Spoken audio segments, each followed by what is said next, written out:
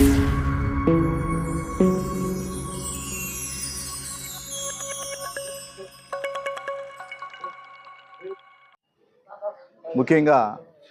ఈ కార్యక్రమాన్ని ఏర్పాటు చేయడానికి గల కారణాలు ఏంటంటే,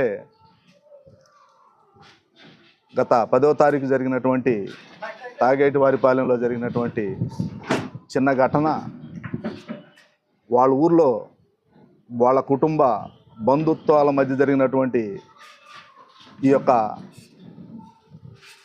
ఘటనని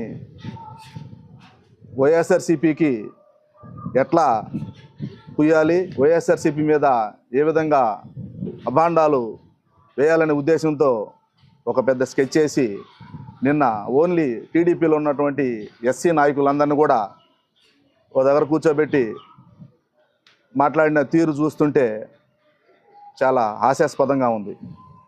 ఎందుకంటే జరిగిన ఘటన గురించి ఒకరు కూడా మాట్లాడలేదు. ఏదో ప్రతాప్ రెడ్డి వెనకాలండి కర్రిచ్చి కొట్టించినట్టుగా మాట్లాడడం జరిగింది. ఎట్లాగంటే వాళ్ళు డిఎస్పీ గారు మీ ప్రెస్ మీట్లో కూడా చెప్పింది క్షుణ్ణంగా చెప్పాడు.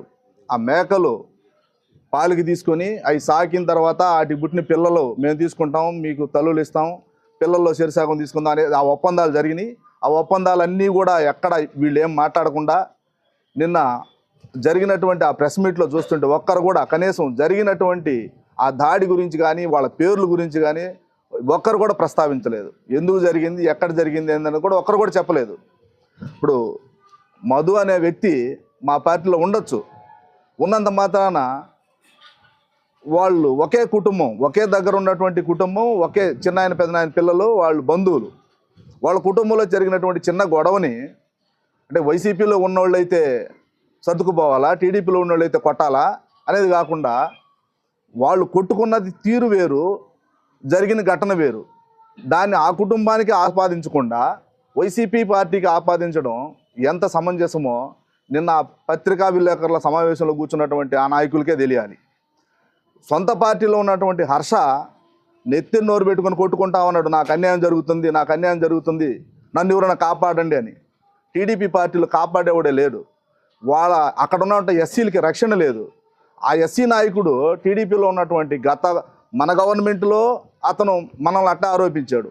ఇప్పుడు వాళ్ళ గవర్నమెంట్లో అదే విధంగా ఆరోపిస్తా పైడి హర్ష ఉంటే పైడి హర్షాన్ని కూర్చోబెట్టి నిన్న మాట్లాడిన దళిత నాయకులందరూ కూడా నీకేం అన్యాయం జరిగింది, మేము ఉన్నాము, దళితులుగా మనందరం ఐక్యంగా కలిసిమెలిసి ఉన్నాము అని అది మాట్లాడకుండా నిన్న జరిగిన ఒక కుటుంబంలో జరిగిన సంఘటనని ఏదో పెద్ద చేసి ప్రతాప్ రెడ్డి కర్రిచ్చి కొట్టండి, ప్రతాప్ రెడ్డి ఏదో ప్రోత్సహిస్తున్నట్టు. ప్రతాప్ రెడ్డి ఎంత సౌమ్యుడో ఈ నియోజకవర్గ ప్రజలకే కాదు, ఈ జిల్లాలో ఉన్న ప్రతి నాయకులకి అందరికీ తెలుసు ప్రతాప్ రెడ్డి వ్యక్తిత్వం.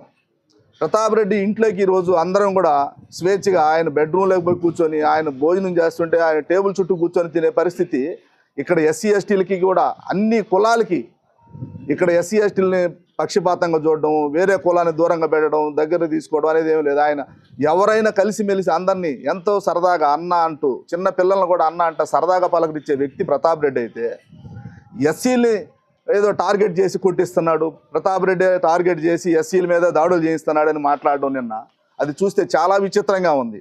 అక్కడ మాట్లాడిన వాళ్ళు అందరూ వాళ్ళ పార్టీలో కొనసాగే ఎస్సీలకి రక్షణ లేక వాళ్ళు అల్లాడుతూ ఉంటే అది చూడకుండా మన పార్టీలో ఉన్న ఎస్సీ నాయకులందరూ కూడా చాలా హ్యాపీగా సరదాగా సంతోషంగా ఉన్నారు, నాయకులతో కలిసిమెలిసి ఉన్నారు.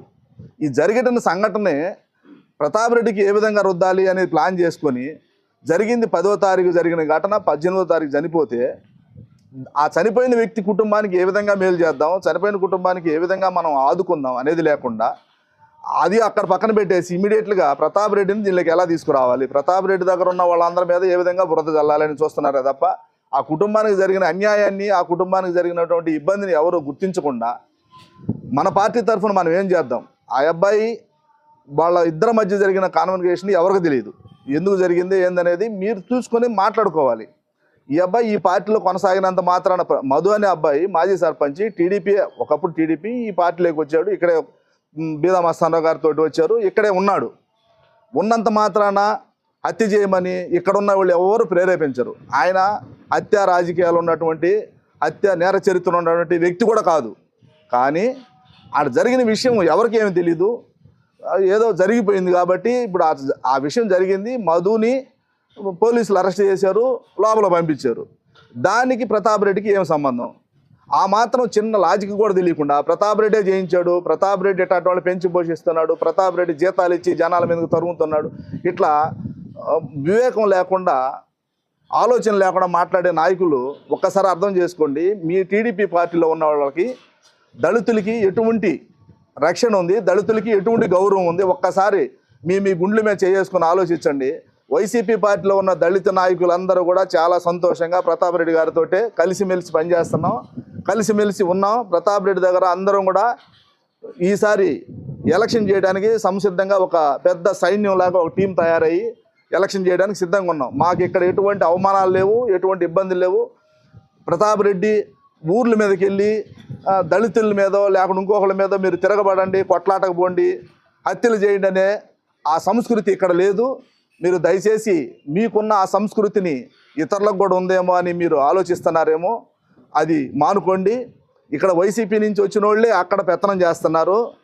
మీరు కష్టపడి మీ జెండాలు మోసిన వాళ్ళందరూ కూడా మీకేమాత్రం న్యాయం జరిగిందనేది మీరు ఆలోచించండి. అంతేగాని ఇక్కడ టీడీపీలో ఉన్న పాత బ్యాచ్ అంతా పక్కన పెట్టి వైసీపీ నుంచి వచ్చిన వాళ్ళే అక్కడ పెత్తనం చేస్తున్నారు. మీ కుటుంబాన్ని మీరు సరిచేసుకోండి. అంతేగాని వైసీపీలో ఉన్నటువంటి దళితుల్ని, వైసీపీలో ఉన్నటువంటి పెద్ద నాయకుల్ని, ప్రతాప్ రెడ్డి మీద మీరు బురదయ్యాలని చూస్తే అది మీ ముఖానే పడుతుంది. ఒకసారి గుర్తుంచుకొని మీకు మీ పార్టీలో ఉన్నటువంటి గౌరవాన్ని ఎంతవరకు ఉందనేది ఒక్కసారి మీరు ఆత్మవిమర్శ చేసుకోవాల్సిందిగా తెలియజేస్తూ